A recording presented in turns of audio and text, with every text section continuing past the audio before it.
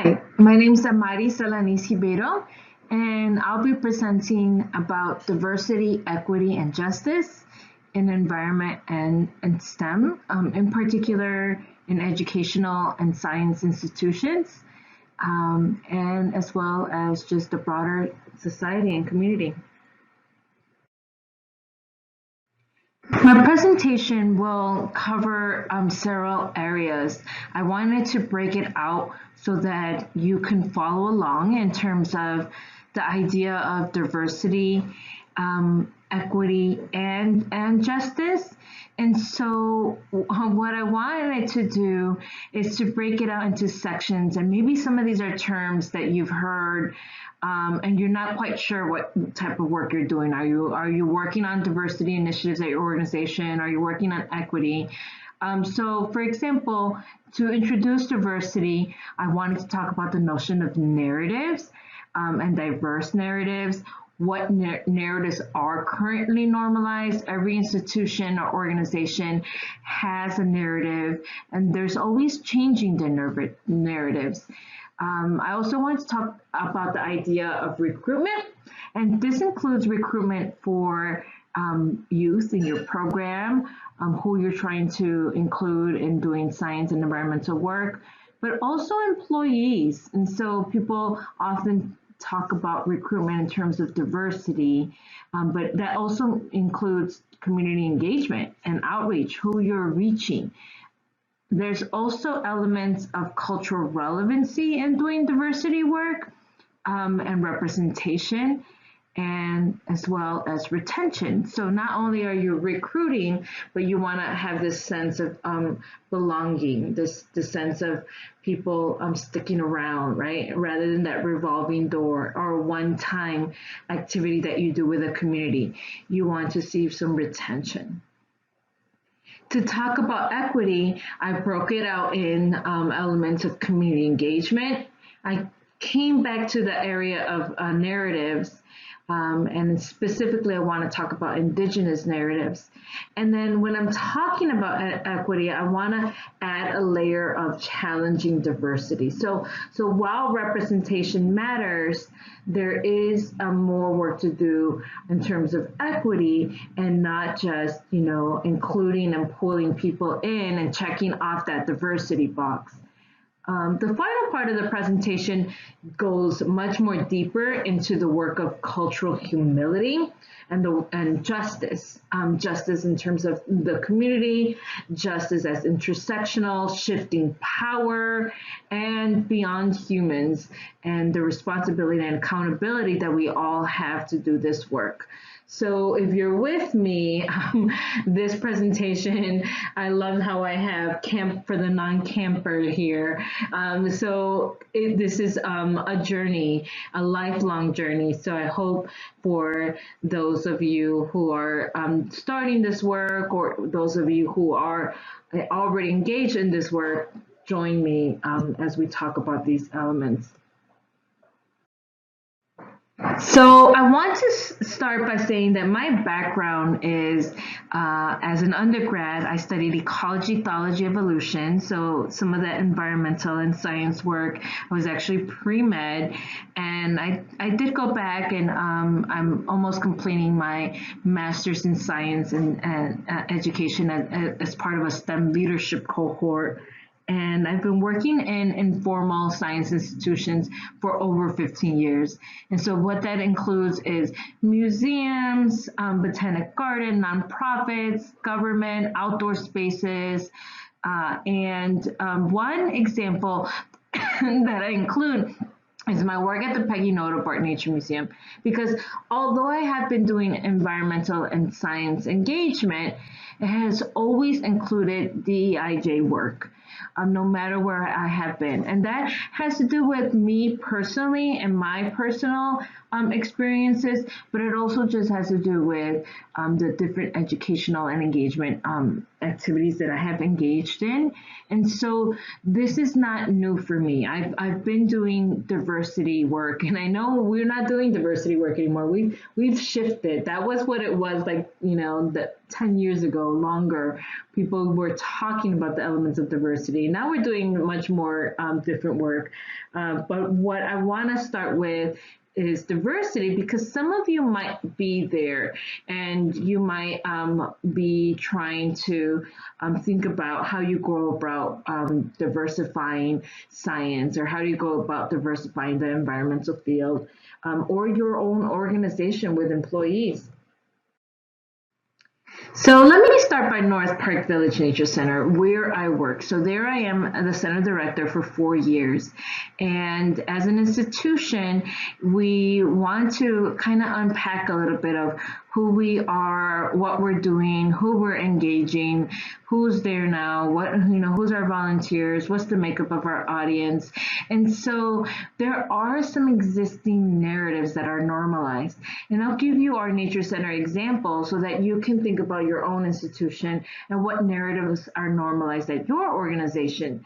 So, for example, when we talk about the history of North Park Village Nature Center, we often start with, some of the history of it being on the grounds of a tuberculosis sanitarium. Or we might talk about the Norwegian immigrant Per Peterson, and he built a tree nursery. And so that's a little bit of what that picture is on the upper left.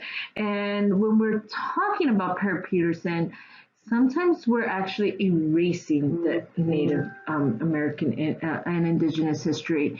We are normalizing and amplifying some of those early colonizers, some of those, pioneers, environmentalists. Just to give you another example, we had this Audubon painting on our office space, and an older staff loved it, wanted to keep it, and a newer staff wanted to change it. And it was an interesting conversation as staff, but the newer staff member said, that's not how I relate to nature. I don't know what that is. It's nice, it's pretty, but she wanted something, different. And the other person was like, how can you question Audubon? How would you, he's a key environmentalist. And it's funny because I think organizations are now having those conversations in the last few years. Sure, Audubon is, and many other environmentalists are great, at having achieved something. But they're also, narratives are complex and they're dynamic. And when we talk about Audubon, are some organizations asking themselves, is his story a story of someone who was multiracial? Is his story of someone who was a slave owner?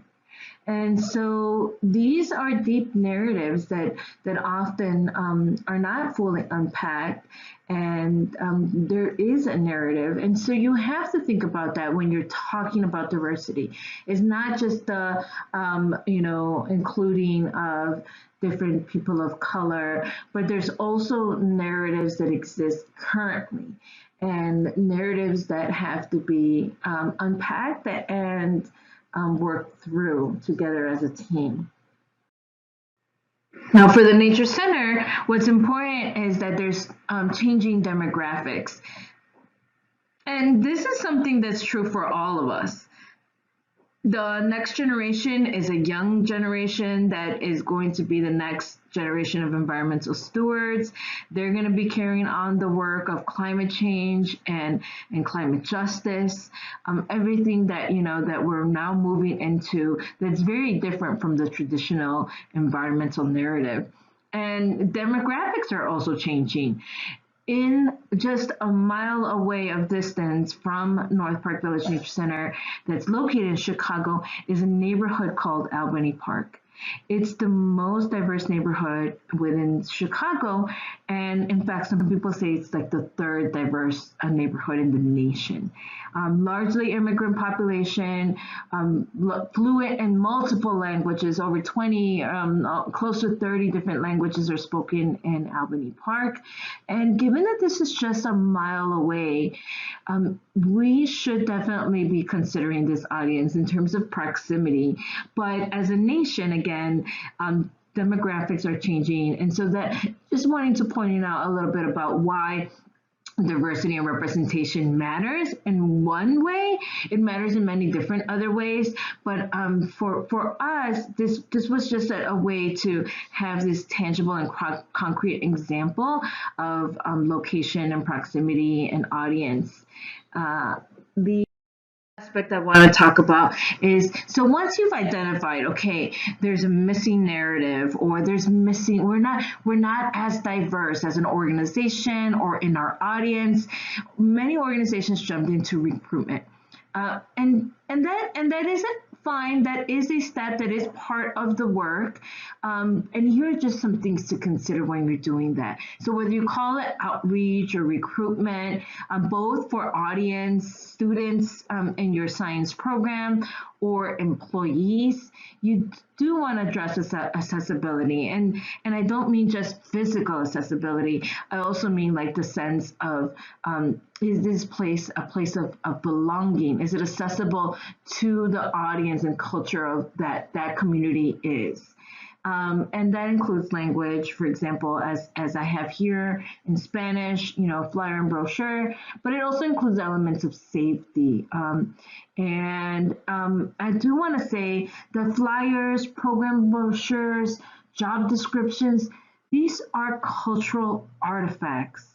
So yes, I want to say that one more time. These are cultural artifacts. And so they are things that have meaning and carry a reflection, a representation of your organization, of who you're trying to reach, what you're trying to do, what you're about. And it does matter. It does take time. Now, for a long time, I remember some of my early work being asked to translate things. And that's fine, language is a step of that, but it's just beyond translation. There's more elements to these cultural artifacts that I'll talk a little bit about in my next slide about. But this is just one effort to be able to do strategic recruitment or strategized recruitment. So if you're obviously doing something in a particular language and you're trying to reach that audience, and that is important to do because some people still do a lot of recruitment, outreach, marketing in a mass recruitment type of way, where, well, we reached everyone, we sent this out to everyone, we posted it on social media, we posted it, on our space. But there is some intentionality to identify a particular audience, and that's okay to do. So some people talk to me and they have concerns about like, well, why that one particular audience? I thought we were open to everyone. Well, you have to sometimes strategize to choose a particular audience to then measure your efforts. How else would you know that you did the work of diversity? You have to be able to track that data and evaluate. So it is important to be strategic and identify your audience and all of your approaches. And that does not mean that you're not open to everyone. It means that you're doing some strategic recruitment. When you do that recruitment, you want to be able to communicate the benefits across cultures. So the benefits of their participation, the benefits of coming to your institution. And you obviously have to unpack the benefits to your organization. Sometimes you have to tell yourself that it's not just the audience is going to benefit from your program. You are also benefiting from that diversity. And ask yourselves your why. Your organization should know why you are doing this work. And don't use a general statement that all the other organizations use of why diversity is important, or connecting to nature is important, because it's something that a lot of people use this similar like-minded language, but really assessing that for yourself as an individual and as an organization will help you reach these recruitment goals. And finally, I like to say the word guerrilla marketing, but I go back to, being in the city of Chicago, posting things on flyers and buses and trains or poles within this neighborhood, the local grocery store, the word of mouth, family to family. Guerrilla marketing is something that I think isn't often talked about, but it's something that I still use to today. And this example of this brochure was, again, some of the work that I had done at the Peggy Noda Barton Nature Museum. And you'll notice that there's a monarch butterfly theme that I want to use throughout the presentation, because I felt that giving you something to focus and see more than once and over again, weave throughout the presentation, would help see this as a tangible thing: diversity, equity, and justice work. And if you don't know me, I do often talk a lot about the monarch. It's something very personal and culturally connected to me, so it'll be part of this presentation as well. And I hope that helps you follow along. I mentioned access as an element to reaching people, and I was starting to define it. To give you a little bit of a story of a scenario was, how important access became during the pandemic. Access to technology, access to basic needs. And this was so important, for organizations to start thinking about. And sometimes some organizations jump to being reactive and not really unpacking the notion of access. So for us at North Park Village Nature Center, there was a community organization that was really there for the community throughout the entire pandemic. And this organization is called Albany Park Community Center. And we were lucky enough to partner with them. They had a backpack drive that was going to give them a lot of the essentials and things to be able to continue learning even during the pandemic. And we felt that it was important to engage in that. And we, gave T-shirts, we gave milkweed plants, nature journals, and it was just one way for us to continue to do the access to kind of nature education, science education, and for the community to be able to see us in that way. But access is not the only thing, right? It's a step, and it's an important step. It's not quite equity, and you should always kind of articulate the work that it is that you're doing. Is this important for us because it's an access part? Is it something that will reach equity? And so let me continue on, and then that way you'll get a better sense of what I mean when I'm defining equity. Other elements of access is culturally relevant. So is your program culturally relevant? That's a way to be accessible. And it's also a way to kind of be engaged with, that changing demographic, whether it's a younger audience, a teen audience, or again, a particular diversity element of an audience of representation. So I hope you're watching and really thinking of all the elements of these flyers, because I wanted to get back to this thing about flyers being cultural artifacts. And it's a lot of work for us to do this as a team, as a staff, and give feedback, unpack. And none of us are marketing professionals, but let me tell you, there's a lot of marketing organizations that are doing it well, especially with the Latinx community. They have invested in these efforts, and we should too as organizations. So if you're looking, you probably notice color, imagery, font. Yes, all of that matters, and you should be taking your time to really think about that. So on the left, I have one example that was a bilingual flyer, and the bilingual in one flyer is important to me in certain times. There's also the English on one side, Spanish on another. So this is something that is pretty complex, and depending on who you're working with and what generation, maybe it was an older generation, you probably want to go directly in Spanish. And so for me, translation is something that's very beautiful. It's not something that's direct.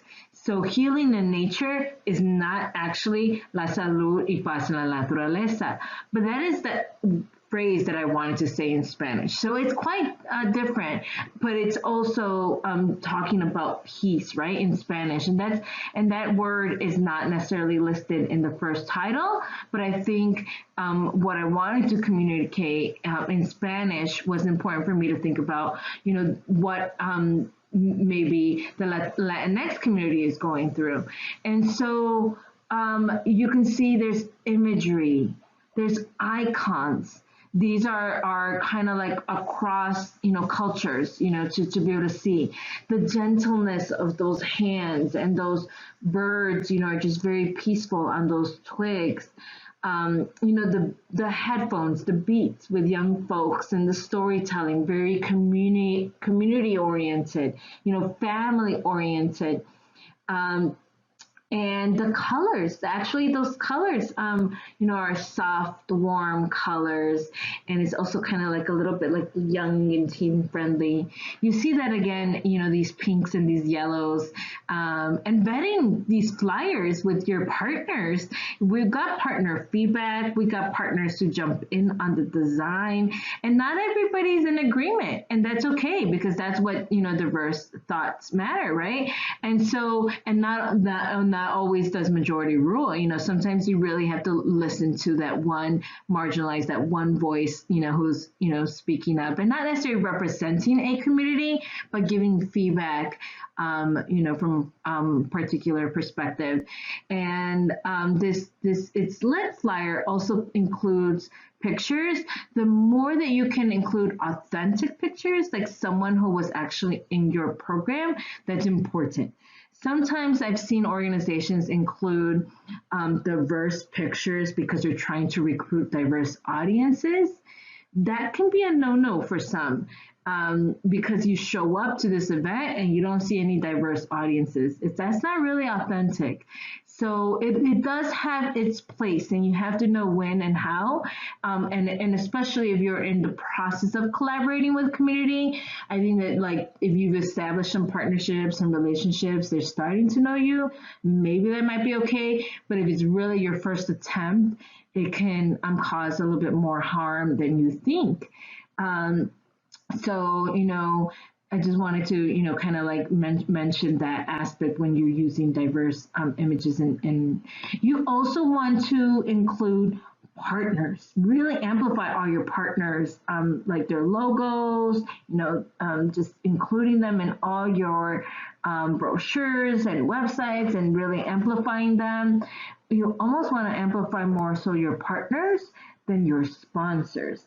And that's very interesting, because I know that we're used to really giving like voice to that donor and that sponsor, but these communities really should be at the table and in equilibrium with, the voice that is being shared through these cultural artifacts. So just like how I mentioned, including diverse images, sometimes you can fall under the appropriation of culture. Unfortunately, sometimes organizations don't really think about that. And I'll give you an example of a partner who wanted to do a program on chocolate, and how chocolate in Mexico, was something that was important, and this partner wasn't Mexican, and so it just felt like it was borderline appropriation. So we chose not to. And it is a conversation, this appropriation versus appreciation. When we work with partners, I often ask them like what they think about that, like what are some elements of appropriation versus appreciation, and their artwork or in their, approach. So these are just conversations to be had, and be very respectful and open, but starting to really think about this. And so on the right, we have a project that we, again, with the monarchs, amplifying Indigenous knowledge. So that is what we wanted to do. And having that umbrella phrase on top was important so that people understood more deeply, like our efforts. And again, this can be something that, that was intent, like our intent was to amplify Indigenous knowledge. And if we just had these words and this statement in isolation, it can be quite performative. But in our example with monarch engagement, it was much more deeply and ongoing work that we were doing around Indigenous knowledge. This wasn't just a one-time piece of artwork. It was weaved in throughout all our work, and you'll see more examples of that in the presentation. Sorry about that. So the next thing, this is a little bit more youthful focused, this academic preparation coupled with skill development. So youth will be doing science education, right? STEM education, environmental climate activism, but it has to be done with the social emotional learning, the 21st century skills, doing it in culture and coupling and collaboration with these other skills. Then you're meeting them where they're at. You're doing that holistic engagement.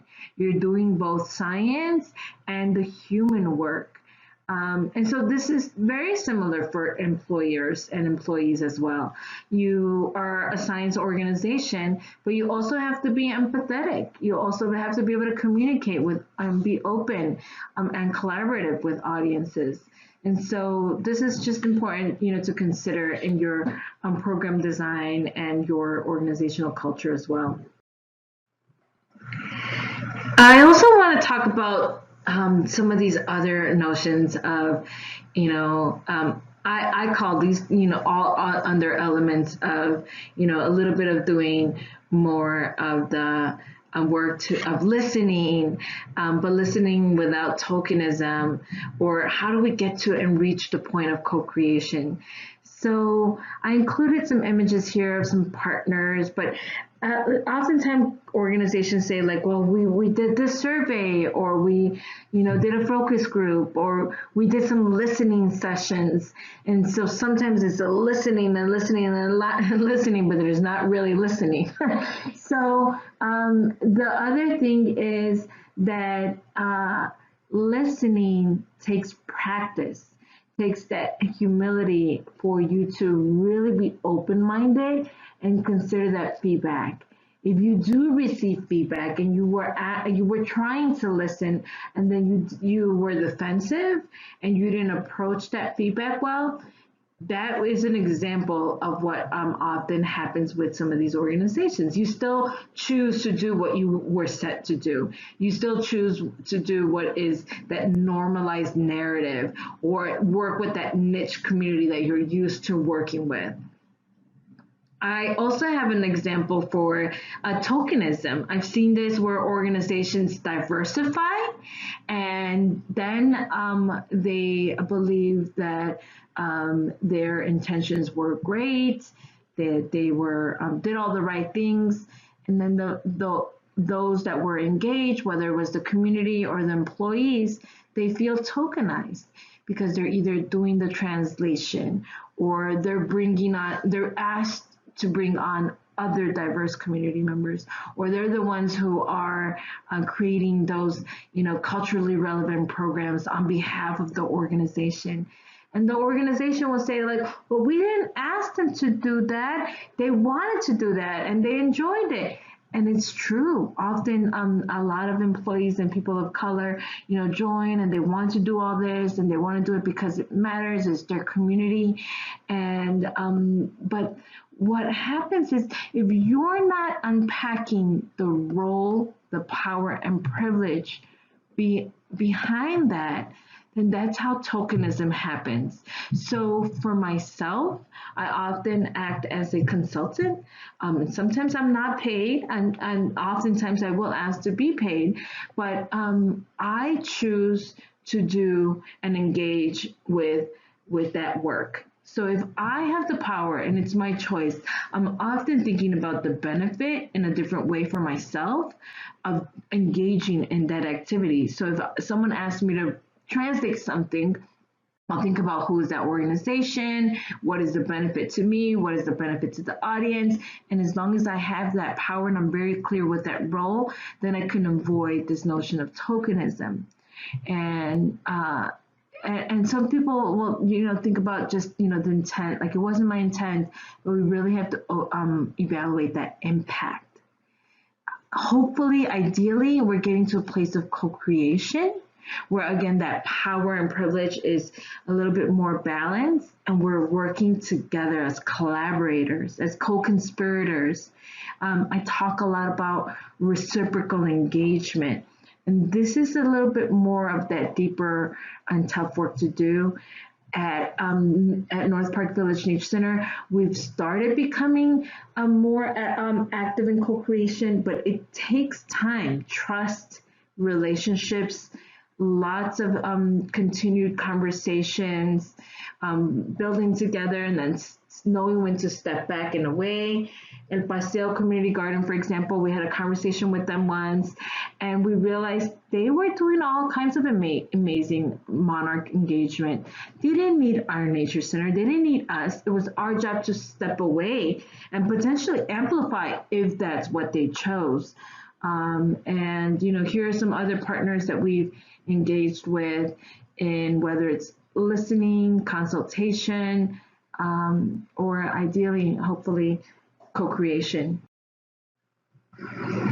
So now that you've done the diversity work and you're doing the cultural relevancy, co-creation, listening, hopefully you're reaching a place of retention. Now, for young people, the way I've often talked about it was a clear and accessible pathway. And for adults alike, it's not a pipeline to science or STEM or environmentalism. I like to think about it as a pathway and for folks having ownership of their own pathway. And multiple entry points. So you can move in and out of the pathway, and really throughout the pathway, these folks should be centered. They should be centered. It's not about you and your control over their pathway. It's about centering the youth, having it be youth driven, self-directed, and you can even be centering your employees, celebrating them in the way they want to be celebrated. Again, you don't want to tokenize them. You should definitely ask like how they are motivated and how they want to be celebrated, if they want to be amplified, if their stories and narratives should be shared, and allowing them to have ownership around that amplification rather than you tokenizing the youth in your science program and saying like, oh, look at how we, save these young people, through our programming. And to continue on with the element of youth, having the options of whether it's colleges or alternative options and post-secondary pathways, internships, whether they're paid internships or they're internships that have a different type of benefit. So, for example, like college credit or a benefit of mentorship in the internship, a benefit of it being an internship that's going to connect them with other, diverse people. And for your employees, this, what this looks like is professional development, right? Having a goal, having a plan for them, and not just while they're there at your institution, but as when they leave your institution. How do you want your employees to grow? This aspect of, coaching, of working with your employees in a different way. I also talk about reciprocal mentorship. I used to do a lot of work with scientists and pairing them with youth and mentor-mentee relationships, but I've thought a lot more about reciprocal mentoring because I think that there's learning happening in different ways. And this is how I currently do mentorship myself.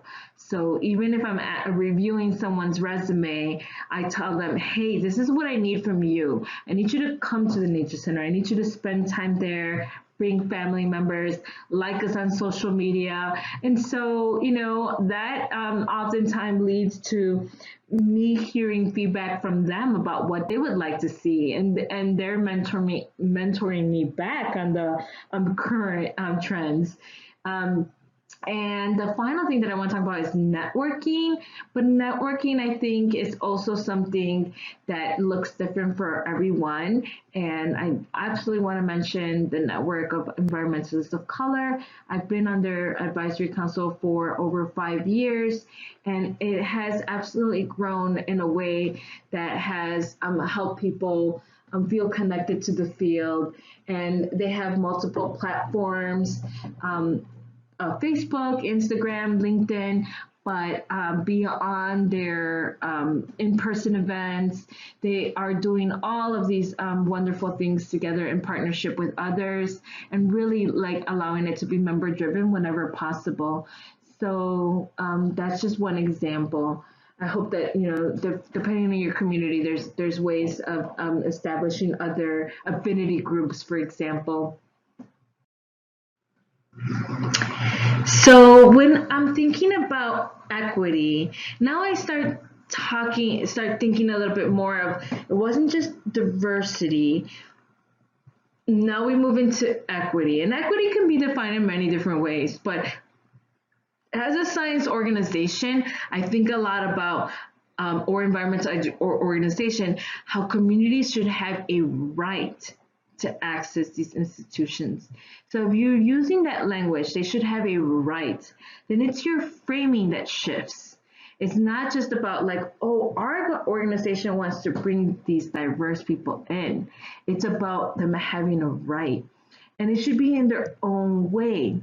So that is a little bit of how I'm starting to talk about equity. There's other ways to talk about equity, but just to give you some, continued ideas of things that I've already mentioned. So when we're talking about narratives, then you also want equity of voice. It's not just the organization who's defining that narrative. The community's also defining those narratives. Holistic engagement. So I talked about the backpack drive and maybe communities needing more than science and nature at a particular time. Well, are you willing to walk alongside a group that's, trying to combat violence in their community?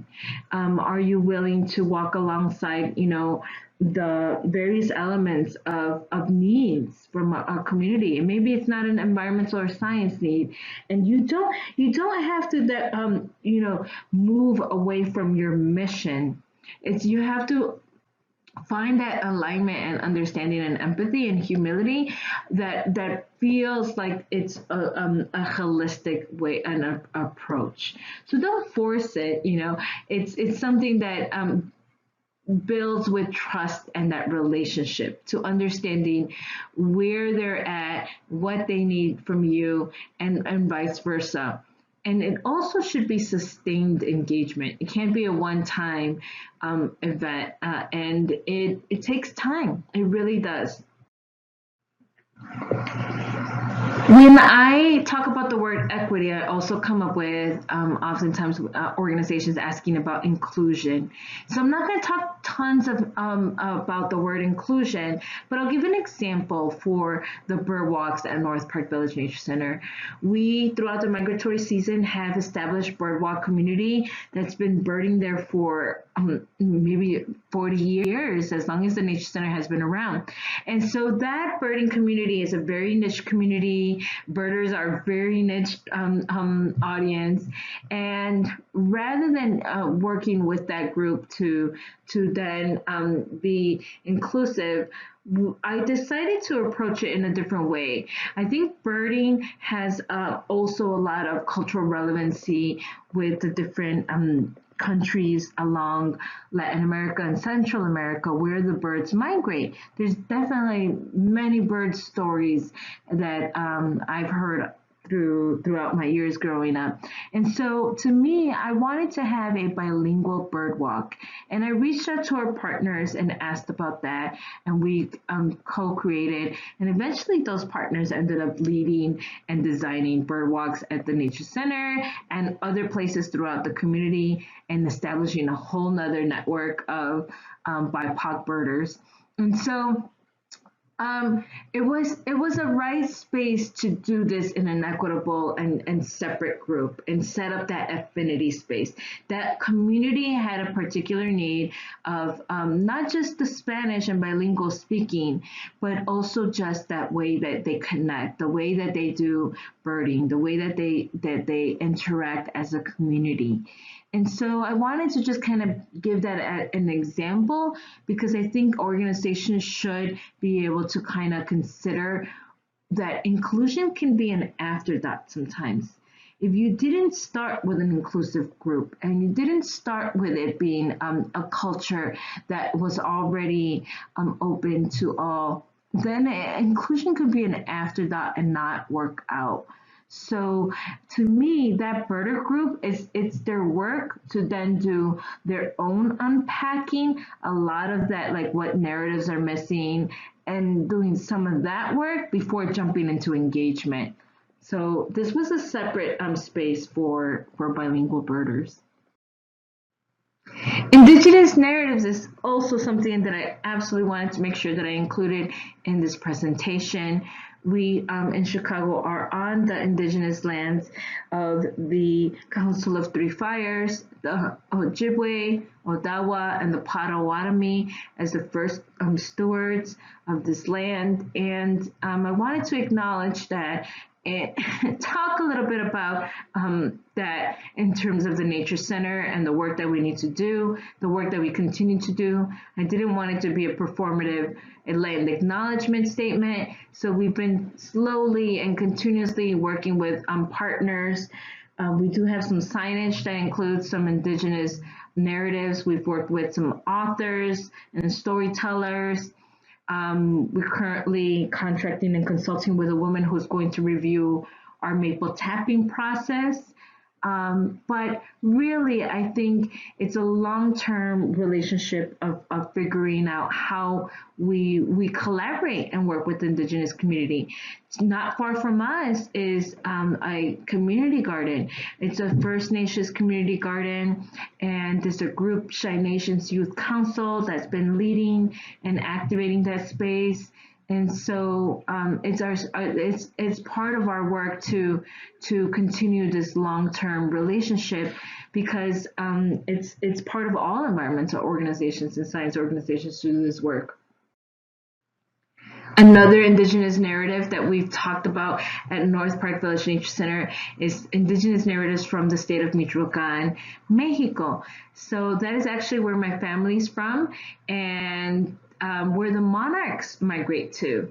And so it's said, some people say that Chicago is the largest population of Michoacán outside of Michoacán. Sometimes even people say even larger than Michoacán. It's a very beautiful story to kind of think about that the monarchs follow that same migratory pathway. And here is a cultural symbol, El Baile de los Viejitos. The monarch is a cultural symbol in many different ways. And this was important because the Nature Center did a lot of monarch engagement. Monarchs, everyone loves monarchs. And to me, being from Michoacán, I felt like that narrative wasn't there at the Nature Center. And it was important for the rest of Chicagoans that do connect with Michoacán and the monarch. And so we did a lot of work beyond symbolism. We also included the statements that we were amplifying Indigenous narratives from Michoacán throughout our content. So it's almost like you're saying this is what we're doing. It's not just like, oh, look at this piece of artwork, look at this music. We wanted to make sure that included this shift that people should be considering, this shift of narrative. And there they are doing the dance at our Monarch Palooza in-person event that we did in 2019, and then again in 2021. 2020, we had a virtual engagement that was often including a lot of content about Indigenous narratives from Michoacán, so you can check that out on our Facebook. Besides just the symbolism, I think a lot of organizations are not necessarily challenging themselves to think about this notion of nature across borders. But if we're talking about the monarch migration, we should be talking about people migration and immigration reform. This artwork that we had symbolically along the fence really made that symbolism real and deep. We had worked with a graffiti artist who also had two different pieces of artwork. And again, we didn't ask this artist to include monarchs. He himself included monarchs. It was a cultural symbol for him. And so one of his pieces of artwork said, "Sigue la mariposa," follow the monarch butterfly. So this is exactly what the community of Michoacán have been doing. They've been using that same migration pattern. The other artwork had a statement: "Sueños sin fronteras," dreams without borders. So the monarch is a symbol for DACA recipients, dreamers, as we call them. And it is, the notion of dreams is this freedom, this liberation, this ability to be. And I don't know if a lot of organizations are considering themselves in what and taking the stands or being politically active, but no organization is neutral. Everything that you do is taking a stance to something. Not doing something is actually, taking a stance. If you're not doing anything, then some people say if you're not taking an action, then you are also being complicit. So who does science? Or who's an environmentalist? So that's some of the questions of diversity, right? We want to diversify the science field, diversify the environmentalism field. But if we think about equity, then the question is not like, how can I get these teens to become scientists, as science has been normalized, or mainstream science. Doing equity makes us and challenges to think about what science and environmentalism really is. I would love to think about environmentalism as a capital that the community has already. They are already connected to nature. They don't need a nature center to connect to nature.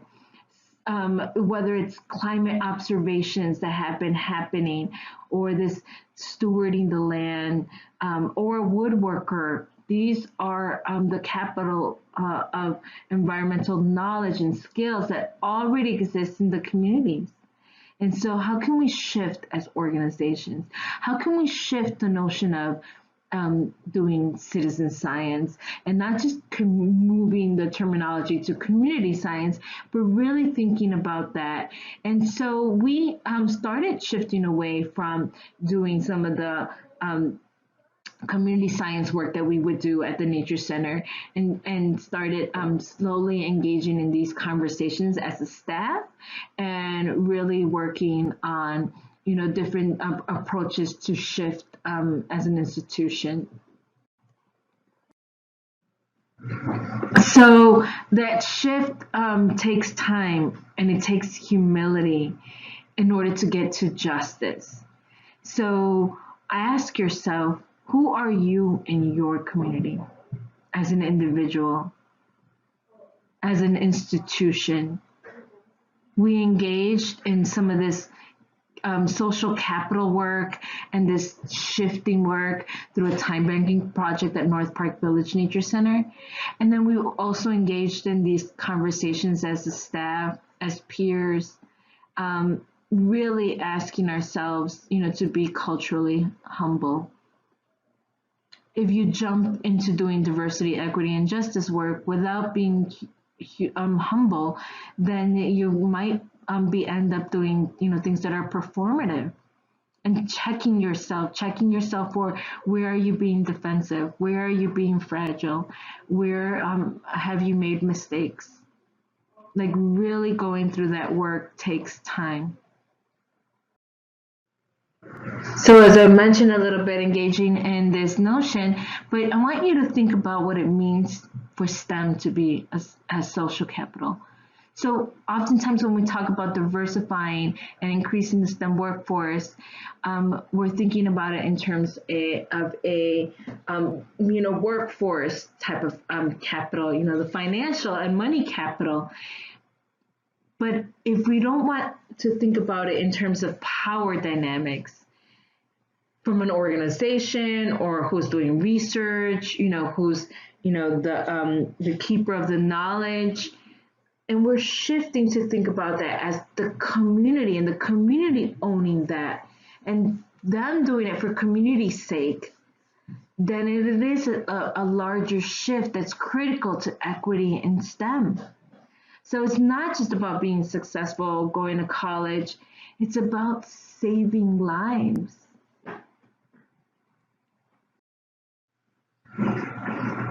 This idea of capital continues for me as an example. When we continue to do our monarch engagement work, I thought about all those symbols of the monarch butterfly in restaurants, in soccer stores, and places that said Michoacán, Morelia, and had the monarch butterfly throughout. Well, these businesses are not just places of economic prosperity for the community. These businesses are also places of cultural ecological knowledge. And whether it's the food and that knowledge of cooking and the food that's grown, or the conversations that happen when you're having a meal together, it's not our job as an organization to come to the community and tell them all about the monarch butterfly.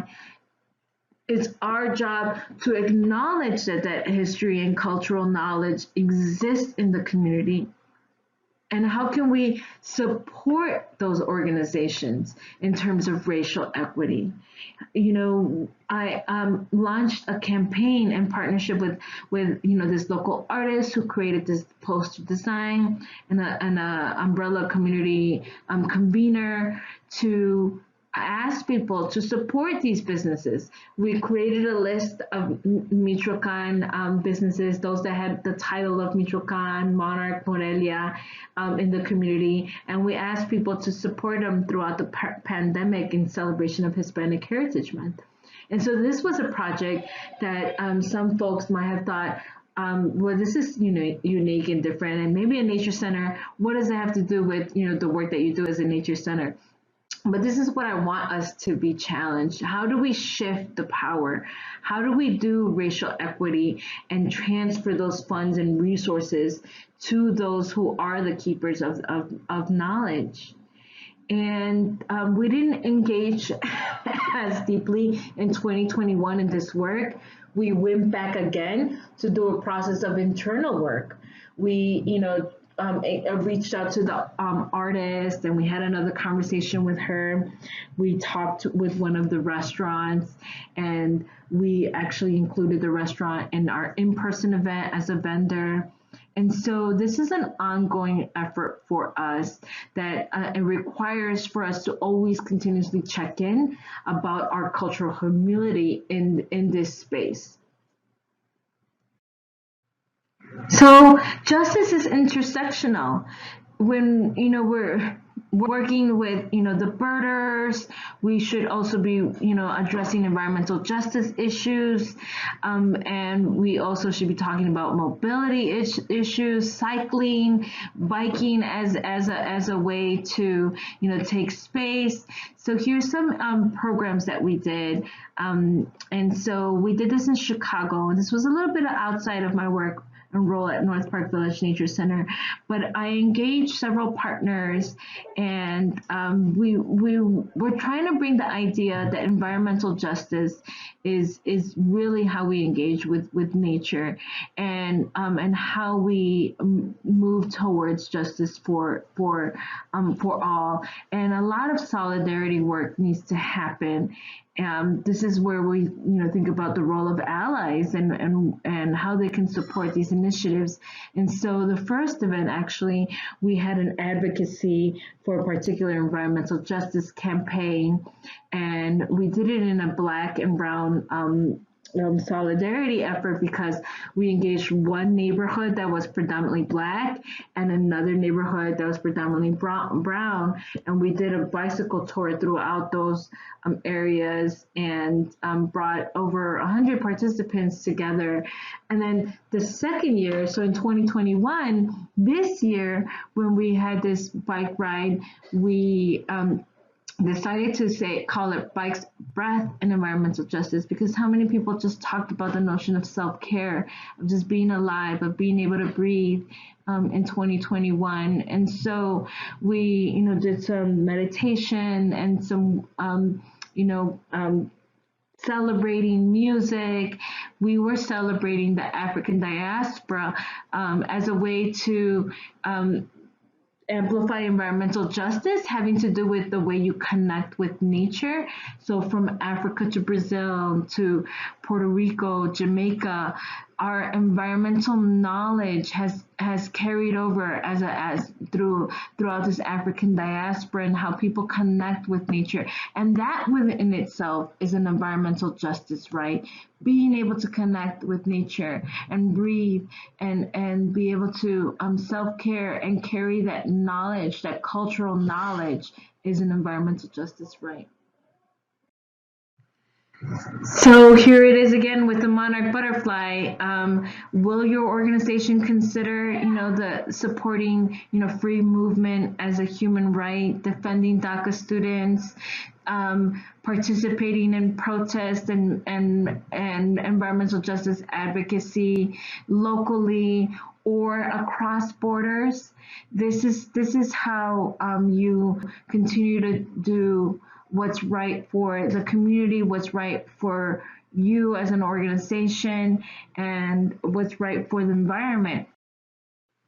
You also want to ask yourselves about justice beyond the humans, because when we talk about diversity, equity, and justice, we're usually talking about it for humans. But I like to talk about how we tokenize species.